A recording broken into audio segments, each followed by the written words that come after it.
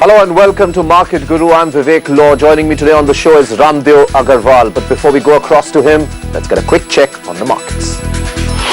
Well, not major gains as far as the markets are concerned. It's at the day's high, but not with that much of a gain. Nifty up as much as almost 0.2%. Sensex though up close to around 0.3%. The market breadth is also kind of positive at this point of time, with almost 60% advances as far as BSE is concerned. Let's take a look as to which of the sectors that's actually gaining. It's led by the metals and the IT pack. IT pack up almost as much as almost 1.3%. BankX though under pressure at this point of time, pretty much evident from the start of trade. Today down as much as almost 0.8%. And moving on to the index movers as far as the day is concerned, JP Associates down as much as 1.6% after the numbers came out. TCS also TCS actually gaining as much as almost 1.9%. Punjab National Bank, one of the key laggards as far as the banking sector is concerned, it's down as much as 0.4%. Moving on, as far as the mid-cap gainers, a lot of mid-cap stocks moving out. SpiceJet in particular, after Rakesh Jhunjhunwala has acquired stake in the company, up almost 6%. Reliance Communication up as much as 1.5%. Suzlon also gaining as much as 2% after they plan to raise as much as 400 million through the sale of 15 non-core assets. Over to you. Joining me today on the show is Raamdeo Agrawal, Joint Managing Director at Motilal Oswal Financial Services. Thanks very much, Raamdeo. I remember last time when we spoke, and I'm sorry I'm starting on a little somber note here, and towards the end of that interview, I asked you what could happen if even a bit of this capital inflow could turn outward. And you said, I hope those kind of things do not happen. You were almost trying to tell me, nazar mat lagao. Now we've seen the RBI governor, no less, in his policy statement saying something which seems extremely unnerving, especially given the point that you made last time. You said as far as the market is concerned, that is a very big risk. And in his statement he says, although the CAD could be financed last year because of easy liquidity conditions, in the global system, the liquidity situation could quickly alter for EDs, including India. And he gives two reasons also. Isn't that scary? It's scary, and it's giving a lot of room for you to maneuver and kind of set your house in order. Because it's like saying that I'll go from one Pathan to other Pathan. So you cannot have gaps in your current account deficit on a sustained basis and depend on borrowed money, whether it is an FIA or whether it is some depositor or whatever. So clearly they have to correct the current account deficit, to best of my understanding, by boosting the exports or reducing the imports. So one of the ways, if they don't do anything, then obviously the rupee will decide at say 65 or 70 rupees to a dollar. Clearly a lot of things which people are importing today, literally everything is being imported. If you go to the organized retail, everything is imported. So all those things will start becoming unattractive for the consumers, and the local manufacturers will get a boost. Second, that a lot of manufactured exports were getting beaten down in the global markets, and we are realizing that the competitive edge of those guys is kind of improving, and they are since the margin has expanded, they are willing to spend extra dollars onto the marketing and all. So there is sudden, we are seeing some revival of wherever little bit export could take up. So in next 1 or 2 years time, you will see the response to the new norm of about 55 to a dollar in terms of slightly better exports and some moderation in the imports. But is it enough? I don't know. The gap is typically you do $40 billion of imports and $25 billion of exports. So the merchandise deficit about $15 billion month on month, and you need to cut it half at least. So you need $3.5 billion of extra exports every month, and at least $3.5–4 billion of less imports every month to bridge the gap. You know, Raamdeo, he's talking of course about the CAD, but he's also on top of that talking about the risk that some part of this capital inflow which has been coming, which and you described it as the pillar. You said there is only one single pillar on which the market is standing. Yeah. He is saying there are two reasons that this could turn. First, the outlook for advanced economies remains uncertain, and even if there may be no event shocks, there could well be process shocks which could result in capital outflows from emerging markets. He then says, second, with quantitative easing, advanced economies, central banks are in uncharted territory with considerable uncertainty about the trajectory of recovery and the calibration of the quantitative easing. Should global liquidity conditions rapidly tighten, India could potentially face a problem of sudden stop and reversal of capital flows, jeopardizing our macro-financial stability. Isn't this so that's the gap you have. Serious concern? It is very serious. Because even if you have $1 billion which turns, you told me last time that it could be very serious for this market. So that could well happen, but actually the reality is that global liquidity is further kind of increased in recent times. Japan has joined, Korea has joined in terms of stimulating their economy and printing huge amount of liquidity. So if you see the 10-year paper of US, it has come down from say 200 bips to more like 160, 162 bips per interest rate. So clearly global liquidity is very comfortable. It has become even more comfortable, and that's why you see last week the deal announced by say Unilever and all to put up $5.5 billion to buy a 2.5% yield, kind of Indian equity, because they don't have intention to sell it back. What they'll get is the yield, Correct, the dividend. And dividend yield and growth in the dividend, whatever. They don't have a selling price target or anything like that. So clearly it is one of the reflections of huge global liquidity right now, and probably it has some kind of permanence in the sense that it is believed that it is going to last for some more time.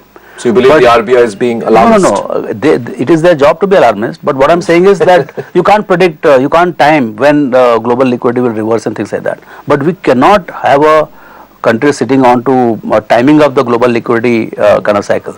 So clearly before that cycle turns, say 6 months, 1 year, 2 year, 3 year, whatever is the time period, in that we must take actions which will solve the problems of current account deficit itself, so that you are not dependent on that cycle. So would you say, Raamdeo, that the reasoning that you gave is what the market seems to be also factoring in, which is why we haven't seen a very terrible reaction post this policy? Yeah, because ultimately market has to lay off every day, and when you go on the board, they buy 1,000 crores worth of stuff.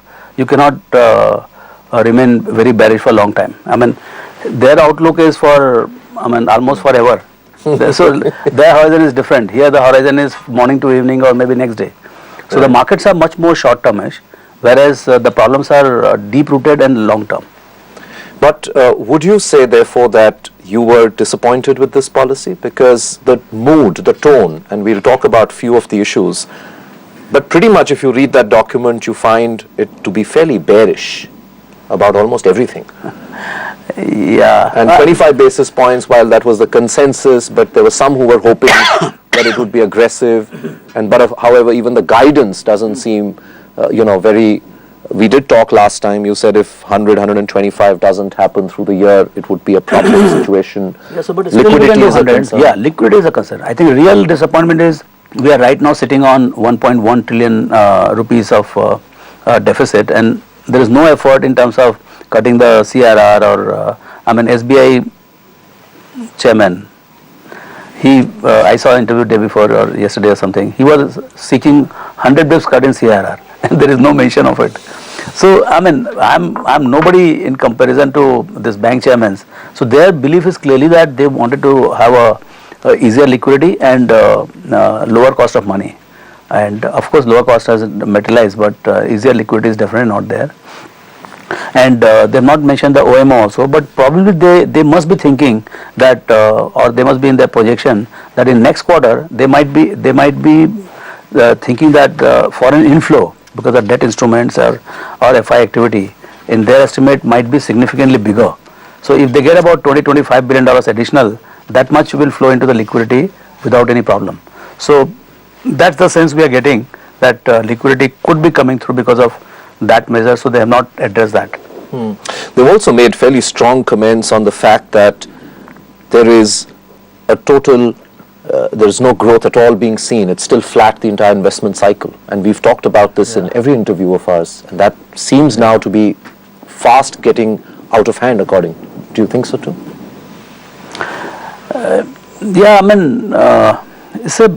It's still a lot of confidence has come back in terms of what Delhi is doing, but still one is not getting the sense that is getting the investment cycle is a top priority, and government is concerned to see the industries don't suffer, approvals come through before they ask for it, or is still at the mercy of the bureaucrats and the committees and whole lot of what they've created in last 10 years. All the problems are still there. They're not unshackled. So to produce more coal so that the coal imports go down, or produce more gold because you're importing. I don't see any move towards the gold production within the country. And there are so many mining companies trying to produce gold, but for almost a decade they have not given any permission to anybody. So I don't know what they will do with the gold lying there, whether they'll keep in public sector unmined, or they would like to give a try to mining it. Even if it is 10, 15, 20 tons, it will generate a lot of jobs. I think mining sector is one thing where they can not only import substitute, but also they can export, because it's a commodity. It can be just exported anywhere in the world. So I think the proactive action from the government side is still not to the extent one would desire, but I'm sure they must be gearing up to, because if you don't work for a long period, then even gearing up how to work is also very tough. So I think the problem is that restarting the engine of bureaucracy is it's a huge kind of elephant kind of thing, VLCC, which takes a lot of time to turn around.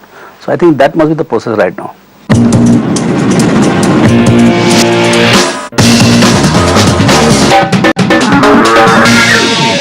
RBI also interestingly talks about corporate performance in its report, and it says that it based on a common sample. It did a survey, an analysis of 2,473 non-government, non-financial companies. And it says it indicates that growth of sales as well as profits decelerated significantly. Early results of corporate performance in Q4 indicate continuing moderation in sales, though profit margins increased slightly. You agree with that? Yeah, I mean, you can see in your aggregates where top line earlier used to be 20-25%, now 5-6%, and actually as a pleasant surprise, margin has perked up, and profit growth is more like 15-20%. So clearly there is a divergence so clearly somewhere the manufacturing inflation or per se inflation intensity into the entire corporate activity has come down. So how are you reading these earning numbers? Because clearly this can't be sustainable, right? At some point top line also has to start growing. It will come. It is expected like this. I mean, for the current year we are expecting, like Q4, we are expecting year-on-year drop in the profit, though some growth in between sequential quarters, but year-on-year we are expecting a drop or maybe flattish kind of thing. And for the even whole year, 2013-14 or 2012-13, we are expecting maybe 7-8% kind of growth.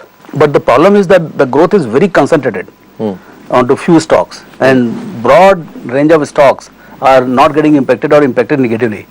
So you are getting one JLR from Telco, which is a foreign subsidiary, making huge money, but its own parent company is in losses. Or Tisco is kind of making losses from profit, or so you're seeing 80-90% of the corporates not doing well. Only very few are doing well, and that's why market has become very concentrated in few stocks, and broader market is in very bad shape. And that's why the masses who participate in the markets, they are not getting excited, because they would not be having those very expensive Nestle and few consumer franchises which are doing well, or private sector banks which are doing well. I mean, that's the two segment I see which is clearly unbeaten right throughout and at peak of the performance today. But how many would be having private sector banks and consumer franchises in their portfolio as a predominant holding? 7-8% FY14 is almost half of what the consensus is. Yeah. Most people are talking 15-18%. No, 7 to 8, where does then that leave the market? Because we've all been talking about that somewhere during this year we will take out all-time highs. Yeah, you said that too, though you tempered it, and you said with not the same kind of energy. Yeah, I said. Is that a view you are changing? No. I still think still so. believe? I still believe, because I still don't see what can bring out the energy. See, energy can happen only from two sides. One is either you have explosion in the earning for some reason or other, say commodity collapses or something happens, interest rate collapses. So all the factors of the production, they collapse, and you have a pricing power in a lot of companies. So that is one side of it. Second is that interest rate itself collapses, so that the same thing gets discounted at, like in US and all. what used to be 5-6% for 10-year paper has come down to 1.5, 1.6. So clearly there is a good room for the P multiples to take a flight, which is not their case in India. So I don't see from both sides any kind of relief, either from the cost of money or from the profit growth. But you still think we'll take out all-time highs? Yeah, because you know, you're almost very close to all-time high. Say you're only 7-8% below. So technically, when you say all-time high, I'm talking about the price all-time high. I'm not talking about valuation all-time high. See, there is a difference between price and value. What you get to see is the price index, not the value index. So value will remain 30-40% below.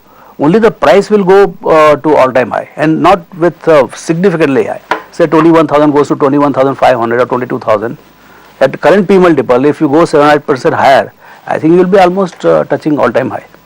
The big trigger which everybody was talking of was meant to be this policy in the market. Yeah. The other issues that we've talked about are not issues which are going to be sorted out in 1 month, 2 months. Yeah. Right? Now that this is behind us, and we've seen, as you said, liquidity issue was not addressed, 25 basis points, which was pretty much factored in. Where does this leave markets from here on? But that doesn't stop the governor to, I mean, these are not the end of the policy actions. See, first thing is that we are very globally integrated, and a lot of things is happening in the global markets. In the last 30 days, you've seen that oil prices have changed, gold prices have changed, and a lot of other untold industrial raw material prices have come down by about 8 to 10%. So if you go to manufacturing companies, you are seeing the margin expansion, though the sales is not growing, but margin expanding, because actually cost of production across the board has gone down by almost 10%. In terms of their raw material cost, and raw material cost is typically 65 to 70%. So 5 to 6% kind of thing is there. I mean, from the raw material side, some amount of inflation is there in other cost of production. So you can see 1 or 2% kind of relief for the manufacturer. So if by chance say oil were to go from 100 to 90, that changes the complete equation. Or industrial raw materials to come down, or it can also move other way. Oil to go from say 99, 100 to maybe 108, 110. If that were to happen, then there can be a very bearish kind of scenario, because I don't know, somehow there is a mindset that things are going to look up only. See, things can also reverse other way around. Like liquidity, right now it is very good, and it is global liquidity is at best. But RBI is worried that yes, if there is a 50% chance that liquidity is better, it can also become worse. And what will it do if it becomes worse? So I think right now mindset is not to look about the other side of the coin. So we are not factoring in the bad parts of it, because we are seeing that continuously the commodity prices have been coming down, and one is hoping that even the cost of money will come down, liquidity will become more, but somehow inflation number, which is the biggest villain right now, and current account deficit. So current account deficit is a long-term problem, in the sense that it will take some time, and it will require multiple decisions. I am quite sure about it, and it will all happen irrespective of the political compulsions. So that's one thing on which it is on. But inflation is much more, I would say, lack of governance, or some policy issues about how do you price the MSP and all. So I mean, those things will be set right. One of your peers and a good friend of yours said recently on this show that this whole fall in commodity prices and crude, gold, kind of helped bail us out in many ways. And if you see, since the last month that we spoke, that was the one big thing that happened, right? Which went, it even prompted him to say God is an Indian. would you say that perhaps in the last month since we spoke has been that big game changer for us? See, and how sustainable it is? I mean, we've already seen some kind of rebound happening. Yeah, but I would think that diesel decontrol and actually implementing that is a much bigger game changer than whatever has happened. See, because eventually you cannot bet on what will happen in the global economy and all. You can bet on what you do. So what we are doing at our end, one by one, whether it is a diesel, market price, petrol market price, or say power sector, entire value chain. You have to take up the entire value chain of power sector, which is very important. I mean, you have unclogged at some IPP level, some fuel level, but if you look at the entire seamless demand of power, right from the consumer level to starting from machine and coal or whatever fuel, there are places where you are not unclogged, and the biggest problem is at the last mile, which is the distribution. You have the world's most inefficient and badly managed and badly funded last mile distribution from SEBs. So unless you sort out that problem, the country will remain half dark, and we'll have world's third largest coal mines in the world, and both will not meet each other. So you have to. It's the biggest opportunity for economic activity, and yet if policies are not sorted out, I don't think this can be exploited to your benefit. I've barely heard anything positive in the last 20 minutes. Why then are our markets the way they are? I mean, are we just running ahead? Are we, as you rightly said, probably only looking at the positive and not even factoring all these things? These are all real issues that you're raising. Vivek, in markets, it's today's opinion is today's price, tomorrow's opinion is tomorrow's price. If FIs are buying 1,000 crores per day, how can you think any other way? Let them sell 1,000 crores per day for 15 days. Then you see the opinions. It will all be negative. So why according to your FI is so bullish? That I don't know. But that's not they're all our clients and everything. But I mean, how they think, because this investing has become very global. Large sovereign funds, your pension funds, $500 billion, $250 It's like you're the cleanest shirt in the dirty laundry. Is that the way you would explain it? How would you explain it? No, I mean, what I'm saying is that they are under-allocated to the size of the economy. India is 7th largest market in the world, and most of the people don't have even allocations, and those who have, they're barely under-allocated, so 0.5%, so they should have 1%, 2% of their corpus into India, because ultimately this is the last large growth market. Whether it happens or not, that only time will tell, but this is one of the, so putting a bet of 1%, 2% of your corpus is not out of place, and that's what is happening right now. So they are driven by their global rebalancing of the portfolio. And another thing which is kind of very powerful is that globally, as an asset class, there are only two, equity and debt. They have seen the bond bubble at 1.6% 10-year paper, means it's a mother of all the bull run in bonds. So the asset has become, instead of risk-free return, it has become return-free risk kind of situation. So the next move is going to be in equities, global equities. And that's what we are saying. American markets are hitting new highs almost every fortnight. So all the troubles, all the good ideas come from US. What they do in the beginning, we do it at the end. So is it possible that we are sitting on to one of the biggest global equity move? And if that were to happen, what will happen in India? We'll also ride the wave. That's it. So that's one of the reason, it's a very crazy way to explain, but seems like the only logical way to explain. The other point I want to make, and again, this is going back to the RBI policy document, and I'm asking you this because you, like many others, have been a great believer in the whole consumption theme. And it makes a very important point. It says the moderation in corporate sales and weakening consumer confidence suggests that the slowdown could be spreading to consumption spending. We've seen that with autos. Is that something which you're concerned about? Concerned about, yes, because those stocks still are fairly expensive. Yeah, because now what is happening is the difference between say 2002 and now is that per capita income, even after slowdown, is almost double or maybe 2.5 times of what it was in 2002-03. And rural wages are still, despite still having rising. fallen 17%. Yeah, still growing at about 15-16% compounded. So there is large masses of rural, almost 2/3 of the country, and maybe 40%, 45% of the consumption level. So that's growing still. So I don't think consumer, discretionaries and pharmaceuticals, they would get impacted. I mean, that will be really bad scene. Then you are talking about 1 or 2% of GDP growth rates. You need to come. I mean, I saw two-wheelers negative growth in 2001-2 when the economy almost came to a standstill. So still you have 5%, and world is talking about 5-6%. Those who understand, they talk about 6% kind of growth next year. So I'm still hopeful that consumption will not get hit. But if it is hit and stock prices come down, I think that will be the ultimate opportunity to buy into consumer franchises. Always a pleasure talking to you. Thank you very much, Raamdeo, for coming by. All right, that was Raamdeo Agrawal here on Market Guru. Take a quick break. Lots more coming up here on Bloomberg TV India.